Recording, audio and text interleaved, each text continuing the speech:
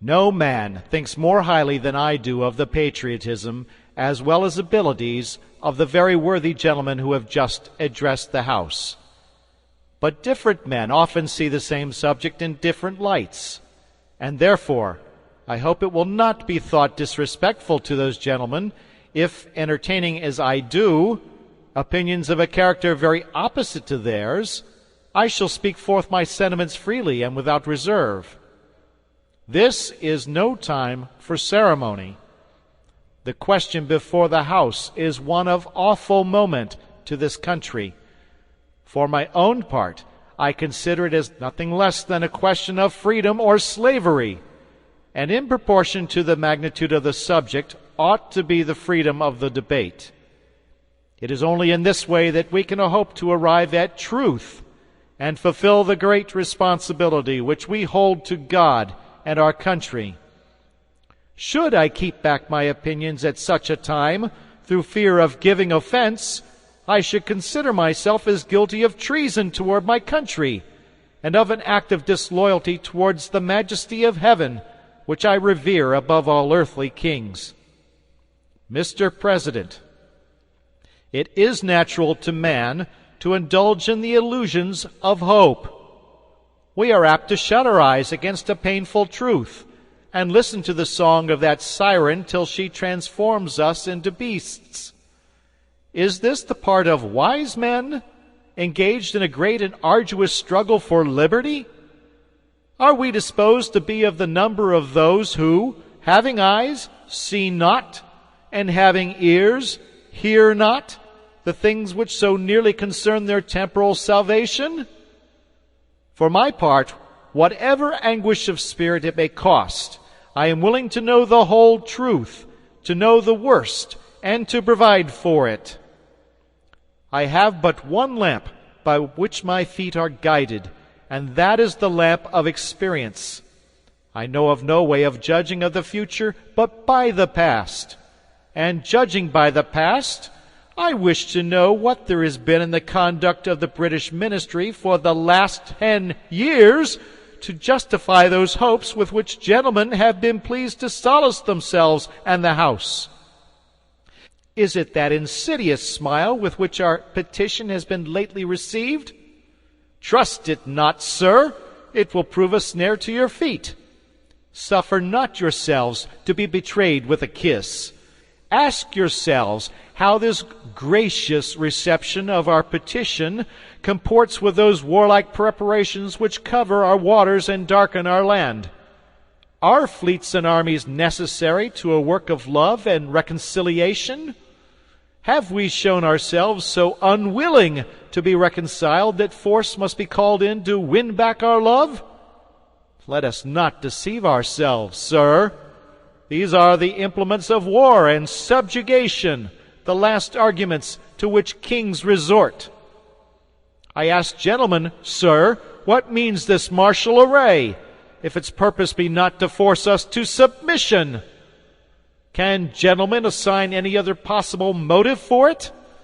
Has Great Britain any enemy in this quarter of the world to call for all this accumulation of navies and armies? No, sir, she has none. They are meant for us. They can be meant for no other. They are sent over to bind and rivet upon us those chains which the British ministry have been so long forging. And what have we to oppose to them? Shall we try argument? Sir, we have been trying that for the last 10 years. Have we anything new to offer upon this subject? Nothing. We have held the subject up in every light of which it is capable, but it has all been in vain.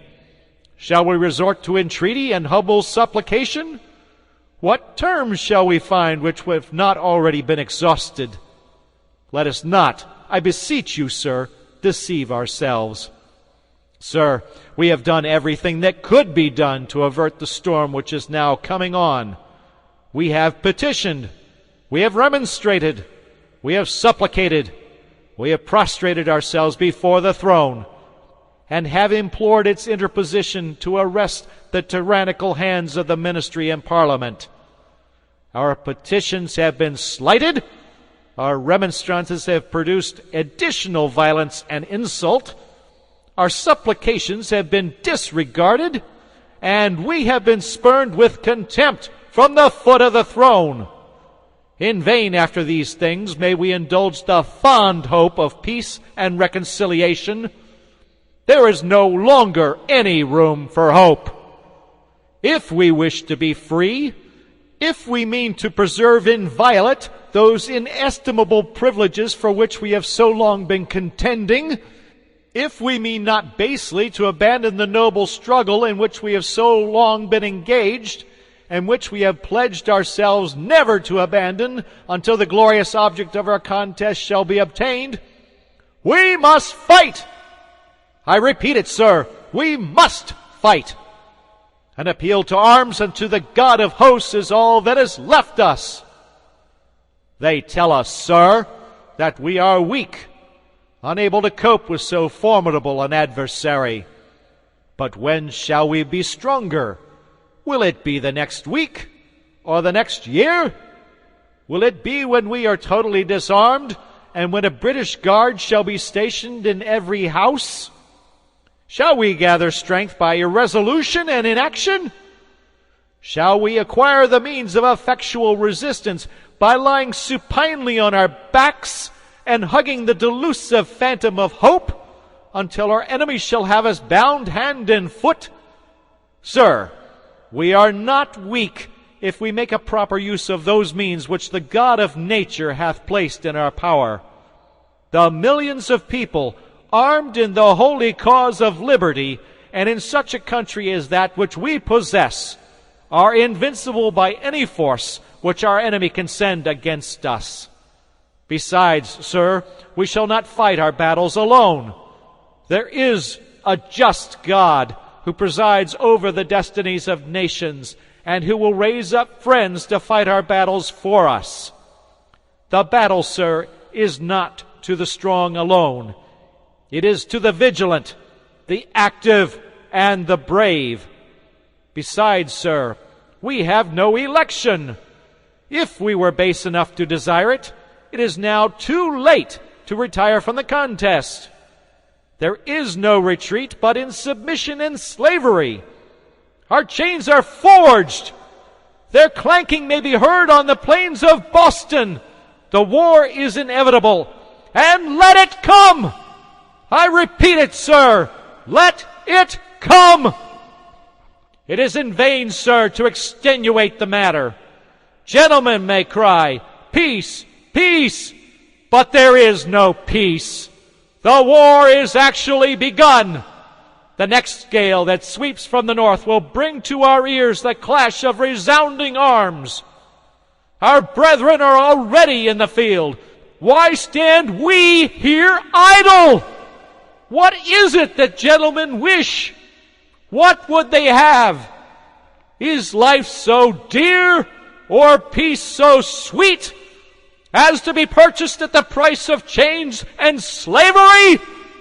Forbid it, Almighty God! I know not what course others may take, but as for me, give me liberty or give me death! Thank you for watching our video. Please consider liking it and subscribing to the channel. And if you have any suggestions for future videos, please leave those in the comment section. We'll work on getting them out to you as soon as possible.